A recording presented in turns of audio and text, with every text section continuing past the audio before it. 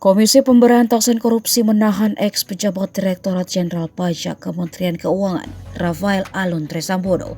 Ketua KPK Firly Bahuri mengatakan, Rafael Alun akan ditahan selama 20 hari pertama, terhitung sejak 3 hingga 22 April 2023.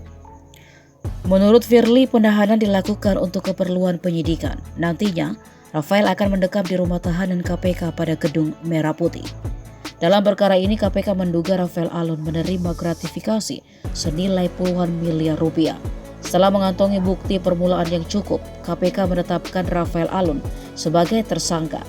Gratifikasi itu diduga diterima terkait posisinya sebagai penyidik atau pemeriksa pajak. Selain itu, gratifikasi yang diterima Rafael diduga mencapai puluhan miliar rupiah.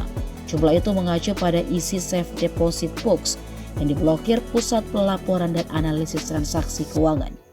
Safe deposit box berisi 37 miliar rupiah itu telah disita KPK.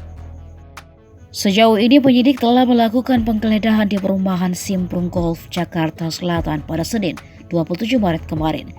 Dari upaya paksa itu, tim penyidik mengamankan 70 tas mewah milik istri Rafael Alun Trisambodo, sepeda Brompton, perhiasan dan uang tunai 40 juta rupiah. Kemudian, penyidik juga mengamankan sejumlah dokumen mulai dari laporan pendapatan kos-kosan yang diterima istrinya hingga bukti penerimaan aset.